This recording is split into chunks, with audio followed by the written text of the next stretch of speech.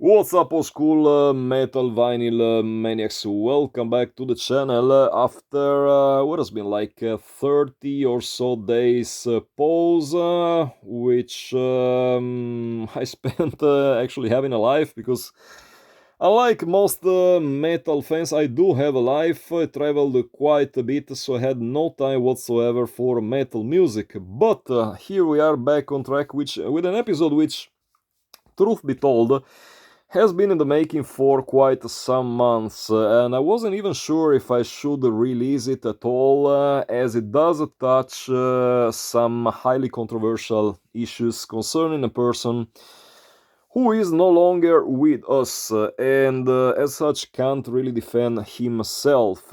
But after some careful double, maybe even triple thoughts about it, I came to the conclusion that death doesn't automatically erase all sins and crimes a person commits, and in the case being, it's some pretty disgusting, petty crimes that we're talking about, as it involves violence on animals, which, if you ask me, is like one of the unforgivable forms of crime around. Like, really can't find the words to tell how much I'm disgusted by people who harm innocent animals. Besides, the evidence in this specific case is so clear that even if the person in question would still be around, was still around, he'd hardly have many arguments to play in his defense. So, yeah, that's pretty much how I feel about it. But as usual for this channel, let's start from the music, because as usual the idea for this episode came from the fact that I sold one of the very last top rarities from my black metal collection, which was the very well-known bootleg Dawn of the Black Hearts, probably one of the most well-known boots out there due to the extreme gruesomeness of its cover artwork, which you're not about to see in this episode for at least two good and I would say valid reasons. First of all is the fact that the family of the guy has expressed it several times. They don't want to see that picture anymore on the internet, and I'm trying to be as respectful as possible to the will of the relatives of the deceased one. Second reason, of course, that could get my channel nuked, and I don't want that to happen. Either way, you're not gonna see the LP. I sold it. Let me just give you a couple of information around it. It's the well-known Dawn of the Black Hearts LP, 300 copies, pressed by War Master Records in its original edition back in 1995. Pressing quality, to be honest, is better than some people claim. I mean, you can still listen to the done thing. Of course, you don't have to expect too much out of it. It's mostly a record which switches hands for the sake of a rarity and as a collector's item, but you know exactly what I'm talking about in here. What happened, the history behind the cover is pretty well-known history too, but let's just sum it up very quickly. What happened was that the singer of Norwegian band Mayhem, which you're seeing the Live in Leipzig LP, which I also already sold, he happened to unfortunately take his life back in 1991. What happened was that guitarist Euronymous found his deceased body, and being an extremely smart person, instead of calling the police, he decided to take some pictures of the poor dude, and those pictures somehow ended up on the LP, which has since then become a rather cultish release because, black metal people, extreme stupidity, they somehow enjoy having pictures of deceased corpses around, whatever their reasons might be. Intelligence is not something you should expect from black metal fans. Whoever has an IQ higher than 67 should probably find things like this sick and revolting. But again, this is black metal. So, yeah, I mean, this is this is the history behind the LP. What happened was that some years later, the LP got released officially by the likes of Peaceville Records in this pretty deluxe version live in Sarpsborg. And the original is pretty expensive. My own copy sold for almost 2,000 euro. I was expecting it to sell for way more, but if you're looking for a decent representation of the whole thing, I think this reissue will do just fine. The problem with this LP, now, in all fairness, this could have been just a story of a not very smart individual taking pictures of his best friend who just passed away. But no, there is sadly way more to it. In the booklet contained the Live in Sarpsborg official release, there is some some tales, some generic memories connected to the show and to what happened in before the show and after the show itself. The memories are collected by the guy known as Metallion from Slayer magazine, and let me just read out for you what happened in the after party according to Metallion, who is one of his closest friends, so I tend to believe what I'm about to read is sadly true. Now, the after party was at a friend's house, and maybe the most memorable thing was when Dad found my friend's guinea pig. First, he tried to drown it in a jar of herring. Now, this is already pretty disgusting, but there's way more to come. When that didn't work, he put the guinea pig and the jar in the microwave. The sound of his screaming was terrible. Later, the woman who lived there was running around screaming, "Who killed my guinea pig?" And Dad commented, "I really thought it was a hamster." Okay, so I mean, I really words to comment on what I just read literally escaped me. Like imagine, like the scene, like what happened here. This poor innocent little animal playing gracefully, and then comes this dude. I'm trying to be as polite as possible here, trying to suffocate him first, and then burning the poor thing alive. Now, imagine you'd be the owner of that poor animal.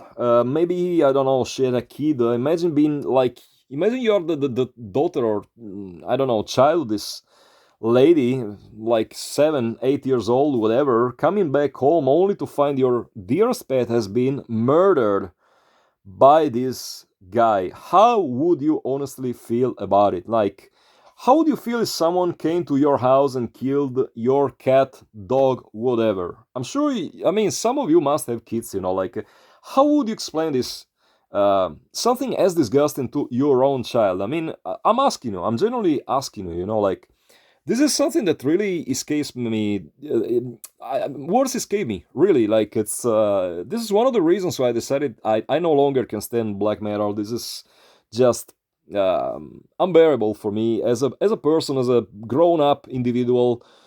I would say that this is not even, like cannibal holocaust kind of violence on animals, where at least one might argue that, it was done for the sake of cinema, not implying that, like killing animals for the sake of, cinema is acceptable by any stretch of the imagination, but at least you might think there was some, remote point behind it. But no, this is totally intentional, pure, and merciless animal cruelty. This is sadism at its worst. And please spare me, because I know it will come in the comment section, which I will probably lock in this video, because hell no, I'm not listening to your BS. Spare me that whole pathetic, this poor dude, he had mental issues, he didn't really mean it, because there is zero justification for an abomination like this. Like, stop telling me that having a mental issue equals to killing little innocent animals, because I know plenty of of guys and people with mental issues, and none of them would ever consider, even think about doing something as disgusting as this. Like, the only good aspect about this that I can think of, this is called karma. Out of the two people mentioned in the excerpt, which I just read, like one of them is dead and the other one is on a wheelchair. So there you have it again. karma, guys, because like when you are literally witnessing something as terrible as this and you're not doing shit, then that's the least I can wish for you, to be on a wheelchair, honestly. Now, imagine, for instance, if a leftist or anti-fascist activist had done something remotely as terrible as this. You have the whole black metal community going for his throat, but since this was, like a black metal icon behind this, it's all a plethora of laughable excuses. He was mentally ill and blah blah blah. He didn't really mean it. That's bullshit, guys. Really, I'm not. We should stop justifying these hideous crimes and forgiving musicians for their stupid, dumb crap that they want to force feed down our throats just because they are, I don't know, talented singers or whatever. I mean, I'm not gonna, accept this any longer. And this is, as I said before, like one of the many reasons why I decided to, move out of black metal. I'll be back to it in a while.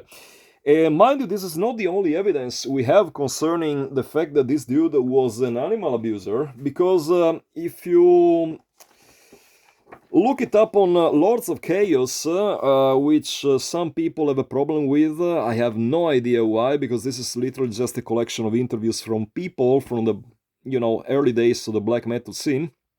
There is this other tale, which is reported by his other best buddy, Bord Aitun from Emperor of Emperor and Thorns fame. He's talking about the dead, of course, here, and he says like he hated cats.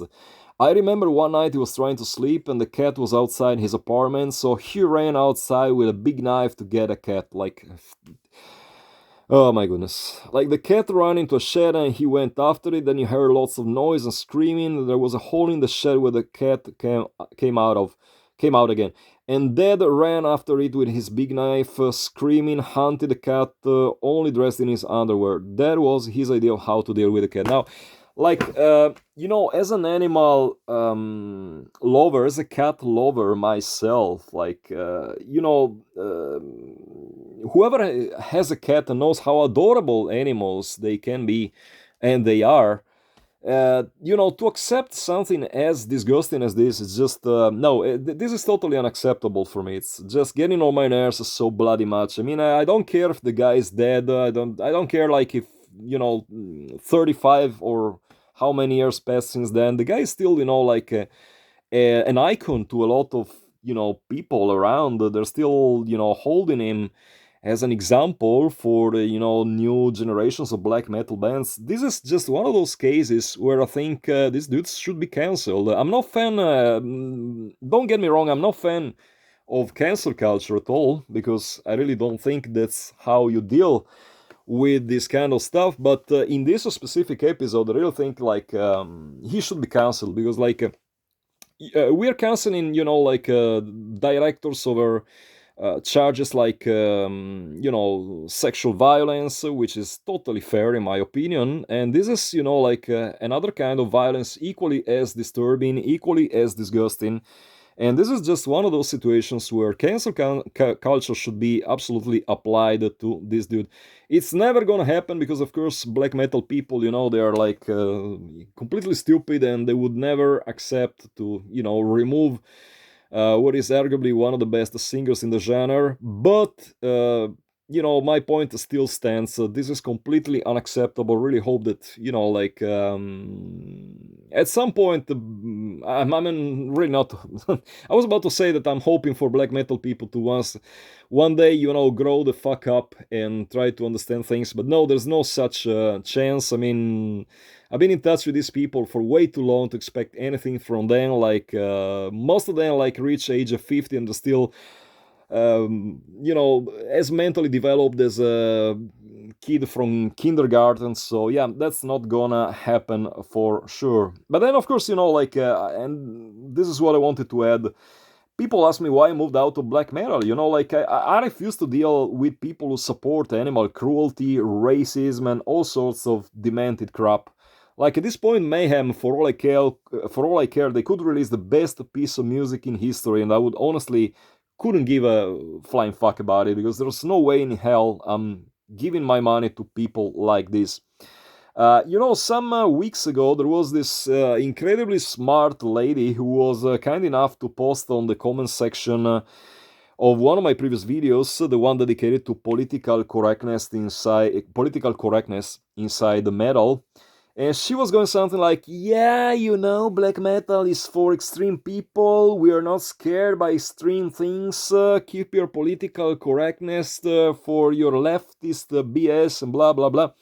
Now, I had to block her, of course, because there is only so much sheer stupidity that I can stand. But honestly, I'll be curious to, ask her if this is also acceptable by her black metal standards. Is killing little innocent animals also part of your extremeness metalloid lifestyle? I mean, feel free to come up with an answer if you have one. So yeah, I mean, this is pretty much all I have to say on this subject. I know I'm gonna get a lot of shit in the comment section, or probably not so, because as usual I will just first block the comment section and decide which comments have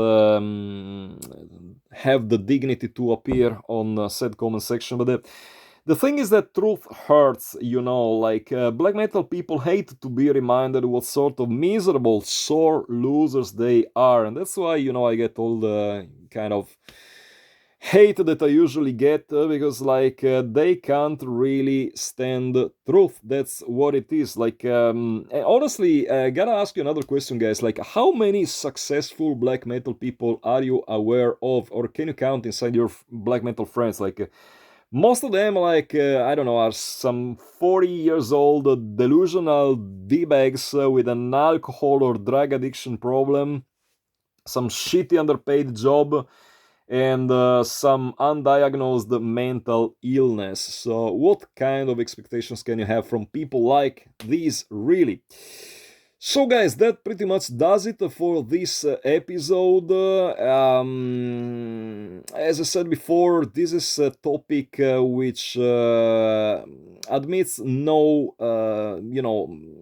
different opinion in my view, because how can you, if you by any chance support animal cruelty, or if you think this guy deserves some credit for doing something as abominable as what you've just heard in the past few minutes, then there's no way you have a room in my channel. As simple as that, feel free to move on to some other channel. Feel free to, I don't know, there was this dude, I don't remember his name, who recently dedicated me a full-blown video. Some obviously mentally challenged guy who runs some shitty label from the US. Maybe, your place is there, certainly not on this channel. You're certainly not gonna turn the comment section of my videos into a complete circus. So if you're feeling like having something worthwhile to share, then absolutely feel free to let me know. Otherwise, just avoid posting, avoid commenting, because you're not about to do that. I will just do all I can to prevent you from posting on my channel.